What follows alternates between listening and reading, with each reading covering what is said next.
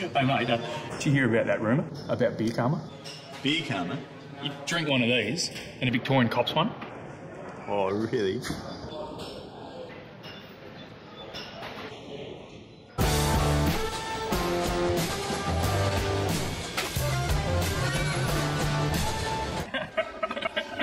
They did claim to invent the footy.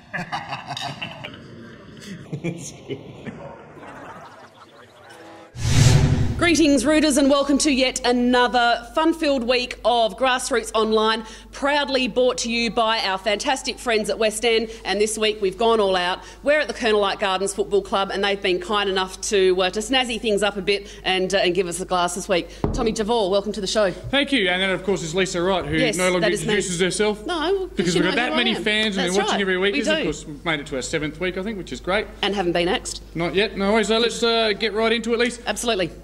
Tonight we will come to you. Did we say where we're coming from? Yes, the Colonel Light Gardens Football Club. That's exactly where we are right now. The Lion's Den.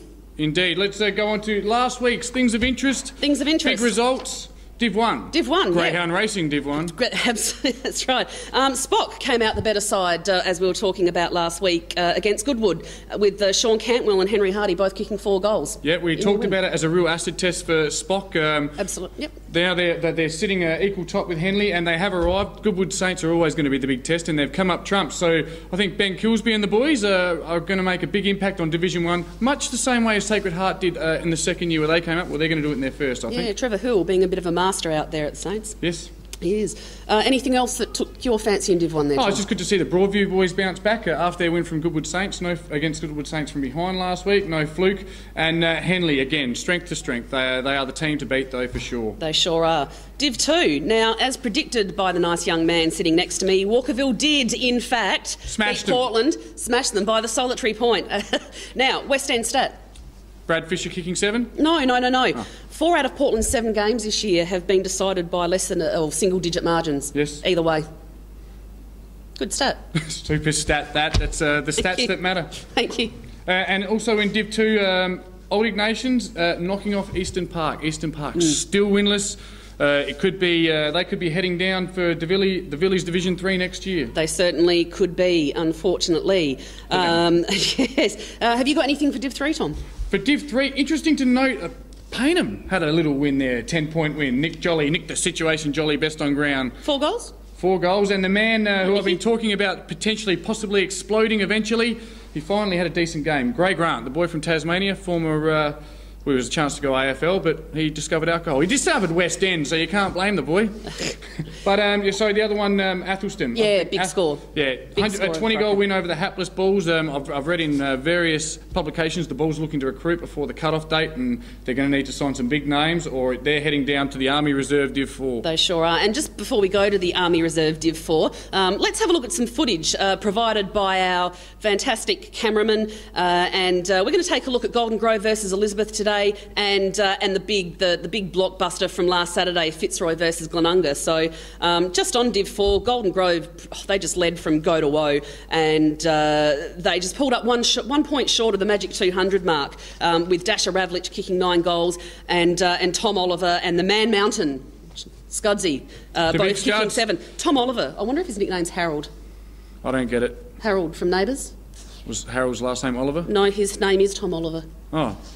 That's some pretty intense, edgy comedy there, Lise. Does that class as a West End stat? Thank God the footage is playing, so my eyes didn't... You can see my eyes rolling back in the head. Have you got anything else on Div 4? Because I noticed Para Hills so close yet so far. Far away. Yeah, a draw there for Para Hills. A lot of people said they wouldn't even get that close, but Plimpton also could be in real trouble there. No, Para Hills won their first game last week. Well, the paper says it's a draw. The paper says they won by a goal. Congratulations. There you go. Nothing like live television. Absolutely. I'm Para Hills. Never doubted you and Scotty Bamford and the boys for a second. No worries. Div 5, and as we look at the footage of that, as predicted, a ripper game of footy played out at Fitzroy.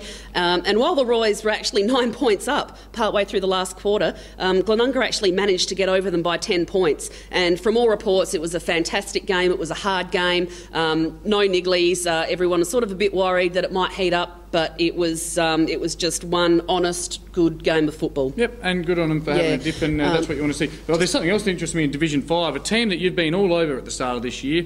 You really were quite harsh on them, and that was the Magpies down at North Haven. They had a good win on the weekend. Yeah, that's your fault, because you keep saying every time, oh yes, and I think they'll come back next week. Tommy Lipson He's kicking a freak. 7. The man is a freak. Weren't tempted to give a little Winterland nudge, Mr. Winterland, say, get someone else on Lipson. No, the man is a freak, and I told him so when I gave him a drink of water, because that's just the kind of... You actually went up to him and said, you're a freak? I did. I said, no, well, obviously I know Tommy, and he didn't even play the full game. Went off with a bit of a niggly knee partway through the last quarter. But, yeah, he was just absolutely amazing. I know he's playing with his brothers in Div 5, but definitely shouldn't be there. He should be out kicking goals. Talented footballer. In Div 2, absolutely. Just on that as well, or not just on that, but in another game, Luthies also had a massive win over Was, with Danger Man, Rowie Meagle, kicking 7 goals as well. No, there's a couple of interesting ones for Division 6 I've got for you, Elise. I'm not sure what you got for Division 6. Hopefully I'm not stealing your notes. Ingle Farm. I tipped them. I said they'd have their first win, so well done to Knowlesy and the boy and the girls who gave me a massage down there. Here at Colonel Light Gardens, I won't be getting a massage from their trainer, Steve Ridley. Keep your hands away from me. Oh, there he is, just over there. He's just waved at me with one finger. I wish we had a cameraman to turn that camera around to tell you what.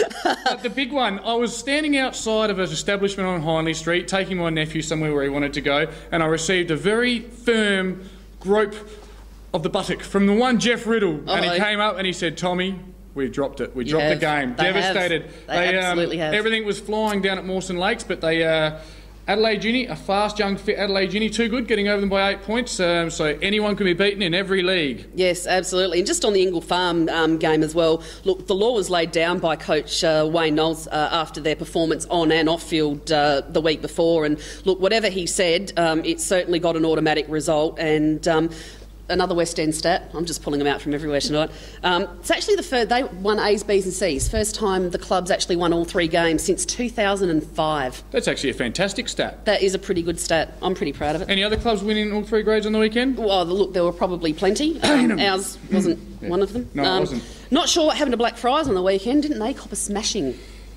98 points. Yes, they at did. The hands for of Woody a South. team that was up and flying well. Woody South are the team to beat, and they've just stamped their authority all over Black Friars. Yeah, and absolutely. And I guess that main one there is Jeb Stubberfield, who came over from West Croydon kicking 7 goals. Yep, the stub. Are we on to Div 7? We are on Div 7. So I prepared my first ever prop gag. Mitchell Park, the only team left in the entire South Australian Amateur Football League that have cut through all their opposition. It's a knife, they cut through. Well, in the A-grade competition. Yes. Of course, they were victorious on the weekend. 7-0, remaining the only undefeated team in A-grade. Yeah, look, as I said, in the A-grade comps, and they've probably now become less backable than Black Caviar to win the Div 7 flag. So, well done to them. Did it without the McDonald boys, who are ever popular on this, but Potazinski popped up for 6. Didn't he? Yes, and he does well every week. So he sure does. He'd probably be a good chance of popping some sort of award at the end of the year, no doubt. I think that's all I've got for around the grounds at this point. Yep. And so what we'll do is next up we will come back with the footy trip from the Colonel Light Gardens Football Club. But what we'll leave you with now at the end of this segment is a bit of a coach's corner with Ashley Mitchell from Golden Grove. Back soon. There it is. Look, all we ask for is not make sure we don't play good place at footy. I thought our work rate was there. Obviously, as we get tighter, the skills drop a little bit, but I didn't see too much over possession or blokes playing for himself. We're still looking to give that first option, and that's all we asked to do. So saying that, I mean, that's given us that's given us a 16-goal break. We still said the second half of football, we don't want to be outscored. So look, they're still trying. I mean, and they're going to continue to try. Here we are, as we said, at the Lion's Den of Colonel Light Gardens. Now, for anyone that knows me, you're probably saying, he's standing on another balcony. He hates heights. Well, I bloody well do. But I'm here for you, Rooters. We're going to meet everyone at Colonel Light Gardens tonight. A great club, great facilities and great people. Stay tuned, Rooters. Here come the Lions. Wow.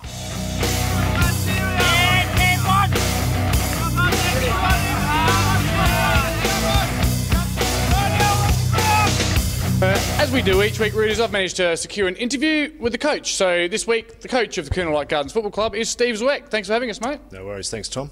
Now, currently, it's your first year as a Colonel Light Gardens coach. How have you found it?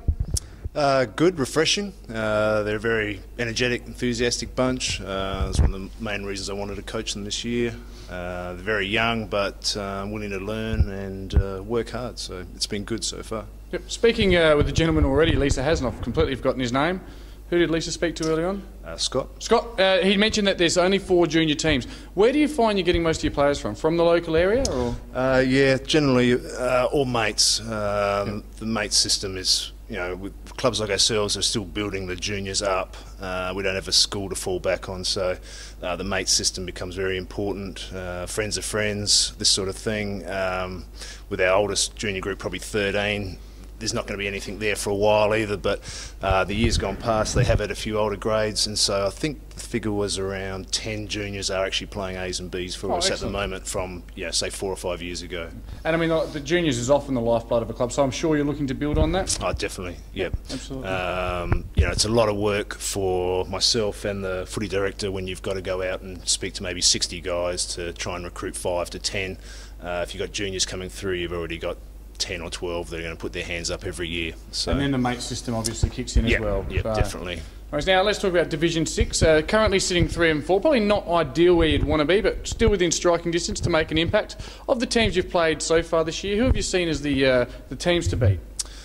Well, we played Woody South, down at Woodville South. Well, it would have been a tough challenge. It was. But the boys were really up for it. We had a great first half, came in 4 goals to 1 up.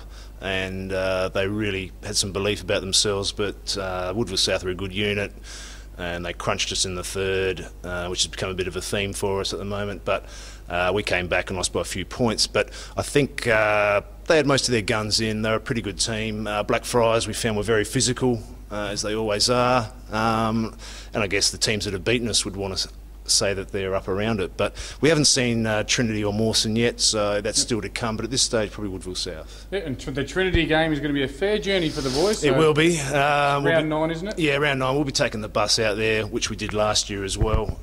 Most of our lads love getting on the bus and enjoying a few brews on the way back, so we found it's a good way for the boys to bond, and we did the bus up to Horton. We're going to do a bus to Mawson as well, and out of Trinity. Nice little segue there for you take on the Fijian phenomenon this week. Jeff Riddle and Mawson Lakes coming off their first loss, unfortunately. Probably not the best time to get them, but you must be looking forward to that challenge. Oh, we are, definitely. We've found this year the boys have probably responded really well to challenges and perhaps let themselves down a bit when they perhaps should have won games they perhaps didn't get around to getting to. The thing about Mawson is that we did want to take them on when they're undefeated. Hopefully that they could have been a little bit of a, come out with a slightly slack attitude, but that will now be gone. So, it's going to be on. We know they've got some good players. I've never coached against them or played against them, so it's all going to be new to me. A few of our lads played against them last year, so they've given us a few tips, but it's really just going to be 18 on 18, and we just need to bring some of the form we had when we played Woody South and Blacks. Yeah, absolutely. I mean, I think we talk about their players regularly on this show, Lockie Kennett, Robbo Gorman. I guess if you win the midfield battle and you get more supply to your forward, you're a massive chance, so it should be a good day. It is. Look, the style of footy we're trying to bring forth, contested footy, one-on-one, those sorts of guys, being good players, they should have a natural opponent on them anyway. So we're hoping that we can shut them down a bit. Obviously, Lees and Novacell and Ralph and Smits and these guys up forward we'll be looking out for, but they have to look out for some of ours as well. Absolutely, of course they do. Now, speaking of yours, again, nicely done there. Tell us, opposition coaches are going to be well aware of who your better players are, but just for the viewers at home, who have been the better players for Colonel Light Gardens this year? Our ruck, Daniel Maxwell, has had a fine year. I think he's been in the best players every week. Sam Marshall, who's come across to us, he's a junior, played Sacred Heart last year, has had a fine year as well. The captain, Emmett Wood, is a very, very classy player, and Peter Appo, who you saw in the high marking. Can mark the boy. Can mark. He's just winding up. He's had a little bit of a back injury, but I'm expecting a really solid last half of the season from him. And I've got to ask, apart from Jack Grover, who needs to lift? Well, Jack, poor old Jack. I guess there's a few lads who are on that fringe area. We'd like to see a couple of lads like Bo Thompson perhaps get himself back into the A's. There's a lad playing B grade at the moment called Hutchinson, who we're looking at as another forward option. So we're hoping they just keep playing well and really put the pressure on. As you know, they're undefeated, so we have got that nucleus sitting under the A grade that is hopefully, producing better results from the A's. Absolutely. So there is certainly some depth. Oh yeah, the depth is there. We've had great numbers on the track all year. Unfortunately, we're just not quite finishing off the games we should win in the A's to frank it all. But the B's have been going great, and that's credit to Costa, and who fortunately couldn't be here tonight. And his boys have gone really well. Nice. And I'll give credit where it's due. Of all the footy trips we've done, you had as many on the track tonight as any of the clubs we've been to, whether they were Div 1 or Div 2 or Div 3. So obviously things are going in the right direction, mate. Look, I want to wish you the best of luck for the rest of the season. Thanks so much for having us at your great club tonight, and good luck against my old boys, Mawson Lakes, on the weekend. No worries, Tom. Thanks for having us. Thank you. What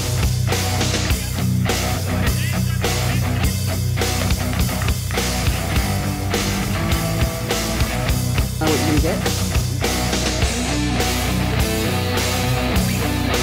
Pretty deep stuff to play. It's working. Back up.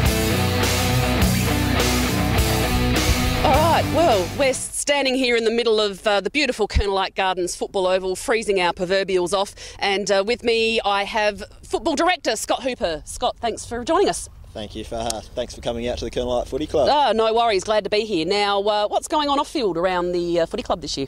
Off the field, we've had a pretty good year so far. Lots of people coming back up to the club after games, and just a few functions we've had. We've had Ladies' Day and Supporters' Day, and we've had real good crowds out, so things are looking really, really good off-field, and hopefully we can turn it around on-field and have a few wins later on in the year. Beautiful. Now, in terms of, I guess, up-and-comers to the club, what's your junior structure like at the club? At the moment, we've gone back just to having under 8s, 9s, 10s and 13s, I believe it is. A few years ago we did have some higher grades, but this year we've sort of... Sorry. That's all right. We sort of tried to really concentrate on our lower juniors and build them up to make sure the future's bright. Yep, beautiful. And of course you've got, as you said, you've had some really good crowds this year who support obviously the club and over the bar, which obviously brings in a lot of money. Yes. But of course you can't run a club without sponsors. Is there anyone that you'd like to give thanks to? I'd like to thank our major sponsor, which is Sprint Auto Parts at Edwardstown. We've also got Moons Excavation and Foundation. We also have Rick Hooper Glass and Splashbacks Direct, Avenue Auto Repairs on Winston Avenue, and Prime Traffic Solutions. They're our major sponsors for 2012. Beautiful. So as I said, on field you're not travelling too badly, and off field as well. As I said, it looks like everything's going nice and rosy around here, and of course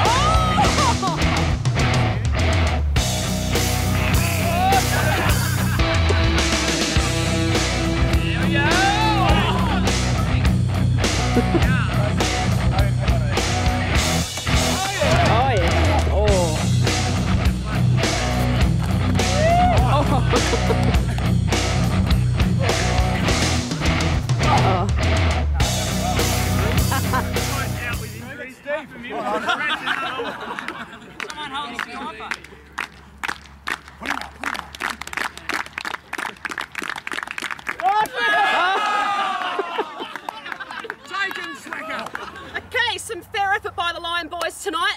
We've got our 4 best mark takers right here with us, guys. Rattle off your names. James Lee. James Fletchwood Cummings. Sammy Tom. Peter Appo. No worries. Peter Appo. No worries. All right, I think everyone knows what Cheers for Beers is all about. I'm going to point to each player. Whoever you thought take the best mark gets the best cheer. They win the carton of West End. So, mark number 1. Hey! Okay. Didn't even grab it, mate. Mark number 2. Hey! Go, Scott! Mark number 3. And Peter Appo's mark. Tough one, but I think it goes to Mark. Congratulations, my friends. A big thank you to the Cattle Light Garden boys, affectionately who we used to know as the cheerleaders. A big mention to Zwecky, who almost took a fantastic mark. We'll see you next week.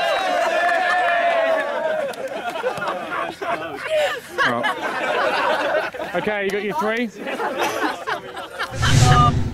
Oh, Lisa, what a tremendous night at the Colonel Light Gardens Football Club. Yeah, good bunch of blokes, I reckon. Yeah, Absolutely. a lot of fun. I met some very interesting people, some people of various nationalities and speech impediments, but it was certainly great to be here. Yeah, sure. Now, we're in the closing segment of our grand little show this week, and I missed this in segment 1, but I suppose we could make this a bit of a mini C section. Oh, a C section. You know Yes. how, hang on. You know, I love my C section. No, that was like a giant love heart, but anyway. Okay, anyway. One visual a night.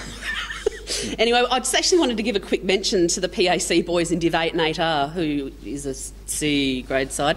They actually both had massive wins against Jets Cross on the weekend, with Nick Brooks kicking 11 in the Resis and Tim Sanders kicking 12 in the A grade. And I also noticed at the same time that Clinton Payne, who plays for Jets, is actually still kicking around for them, would you believe? Certainly. I saw him over summer. Yeah, absolutely, in the Div 8 reserves. And he actually kicked half of Jets Cross score on the weekend. Doesn't surprise Which was me. 1 goal. It's only 2 years ago he kicked 15 in a game that I umpired. Well, I was going to say, far from the days when he was kicking tons. I think he kicked about 140 goals back in 2006 or 7 or something like that. So, now, do you have any other C-grade news? Well, interesting to note, Kim the Mustang Clomp is no longer leading all C-grade as goal kickers. Did manage to kick a couple on the weekend. Actually gave me one for the first time in his career, which is nice of him. I think that's the first time he's given anyone one in his career. Yeah, he was too far out to score. He was 25 out. But no longer leading the goal kicking. So don't expect anyone in Payneham to get a pass again this year. And he's actually been taken over by Joe Bradley of Seabock. And also a special mention to a dear friend of mine, Rob McLean of the Elizabeth Football Club, who currently leads the C3 goal kicking list. Now, did you actually know he started playing for Elizabeth back in, I think it was 1996 or something ridiculous like that, and he actually only chalked up his 50th game about 2 or 3 weeks ago. Yeah, I didn't actually bring my Rob McLean stats book with me, so I wasn't aware. Well, there you go. There you go. Do you have anything else for C section? Not at this stage, Lisa. So thus ends another C section. Yeah, okay. Okay. Did we mention we just had C-section? Yeah. Anyway, yes. Milestone, just the one milestone for this week. Troy Simpers played his 150th game for Glenunga last weekend, and he's been, once again, a massive club man around Glenunga for quite some time, so congratulations to him. Just a couple of other things that we need to mention as well. In the sports beat, there's actually currently a spare advertising spot in the sports beat. I think it's near the Division 4 section or something like that. So if your club would actually like to advertise an upcoming event, past Players' Day or a 150th year celebration like Mobbery's doing at the moment, or even just acknowledge your sponsors, please contact Georgie at the League and she'll be more than happy to hook something up with you. Anything really. A Gentleman's Day, we love them. Yes, and I'm sure they'd love to advertise one of those in a paper that goes around all over Adelaide. Hey, you pay the money, we'll print it. we. Okay, Lise, this week. Can we talk about this week's games? There's a few things. I've got a stat that I think you'll like here. Really? A Tommy Javois stat that matters. Okay, in Division 1, Division 2 and Division 3, my 3 pre-season grand final predictions all play each other. Really? Yes. Henley and Gazer at Henley Memorial Oval. Going to be epic. Get on down to that one. It'll be interesting to see if Henley have caught up and taken over from, because Gazer had full control of the league last year, I felt, but without their home ground, I think Henley may actually have leapfrogged them and are the team to beat this year. Special comment. I was actually just going to say Henley seemed to have a lot more depth right throughout their grades, as opposed to Gazer, who's actually winless in the B grade at the moment. So I'm not sure what their injuries are like, but I think that's obviously going to flow through. Yep. Later on in the season. I did actually speak to some Ross Trevor parents, like parents of players in the Ross Trevor Old Collegians teams this week, and who played Henley last week, and they said they just look bigger than any other team they've seen. Yeah, they bigger do. in height and bigger as in core strength, body strength, as in visually stimulating, muscly type They're stuff. nice up top. Yeah. They put together them boys, those Sharkies. Anyway, it's enough for that. Anyway. Div 2, my pre-season prediction. Adelaide Uni Port Districts at University Oval. This one, oh God, tear down the fences. Two different types of supporters, and it's going to be good fun to watch that one. I'd love to get down to that one. That'd be a great... I reckon, I still honestly believe, in my heart of hearts, that could be a grand final preview if Tea Tree Gully don't jump into the grand final. And Tom Bateman's actually been playing really well for the Blacks at the moment, so I think he kicked 5 goals last week, and with any luck, provided he doesn't get injured this week, looks like he might end up going to Tassie with the under-23 side. He's played state for a couple of years now, honest contributor, Yes. and Jamie Thomas was a big fan of him, spoke highly of him when Jamie was the coach. And in Division 3, my pre-season, probably a little bit of my heart speaking here, my pre-season prediction was the Payneham North Union Falcons down there on Rosella Street, Payneham, great club, great place to watch football, will be visited by the Kilburn Chicks, who've hit a few speed humps, it's fair to say. They nearly had their shell cracked. Did you say you're going to play in a grand final? Yep, that's right. Bad luck, Smosh, you're not going to make it. And thanks again to Ted this week for more correspondence. We're looking forward to going out to Smosh in a few weeks. They're going to look after us. Yes, they certainly will. Another, obviously, game this week, seeing as we're at Colonel Light Gardens. Look, they missed out narrowly by, I think it was about 10 points last week. But, boy, they have got, and after some heavy training this week, boy, have they got a game coming up this week against the Mozzies, who, of course, were inflicted their last loss. First loss. First loss? Last week. Last week, first loss. You know what I mean. As I said, Zwecki is absolutely chomping at the bit. And as I said, after a Sunday recovery session because of their performance last week, I reckon they're a big chance, the Lions. Yeah, a little bit of talk on the internet about that. A Div 6 team actually having a Sunday recovery. Interesting. It shows that there's certainly and it would have come through in the footy trip tonight, I hope, that there's a certain level of professionalism yet enjoyment at the Colonel Light Gardens Footy Club. Yeah, absolutely. Now, have you got anything else? Because I've just got a couple more things before we finish off. No, really don't. Another West End. Remember a couple of weeks ago when we were trying to figure out which Darren coached who? Oh, a Darren stat. I've been chomping at the bit all week for this one. Well. Stay tuned. Okay. Well, there actually were 5 Darrens coaching in the amateur league, but Darren Butler, who coached Ovingham, is now no longer coaching Ovingham, which leaves 4 Darrens: Jarman, Wilson, Reeves, and Francis. Okay. However, that is not the most common name in coach in the amateur league. That actually happens to belong, or Matthew actually takes out that. So Matty Dawes. 5 Matthews, yes. So is it Gallarello from Elizabeth? Yes. Met the man last week. Jolly. Rollins, Jolly, yep. Dawes Modbury, from Rocks, yes, and of course Maddie McPherson, who we spoke to a few weeks ago. Yep. Yes, so there you go.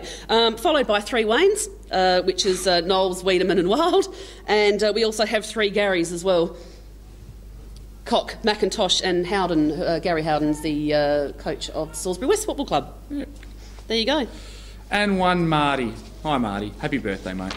Is it Martin's birthday? It was.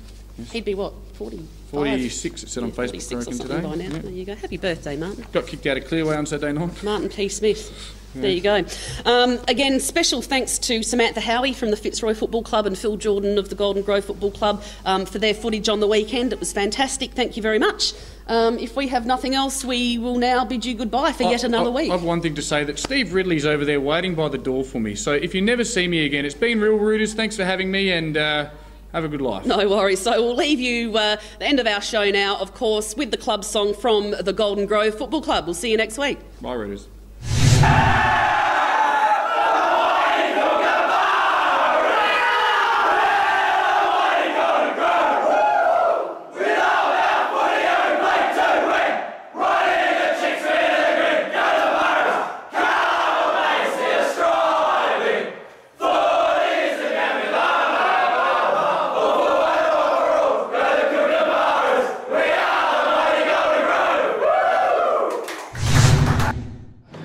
Hey mate, did you hear about that rumour about beer karma? Beer karma? You drink one of these and a Victorian cops one. Oh, really?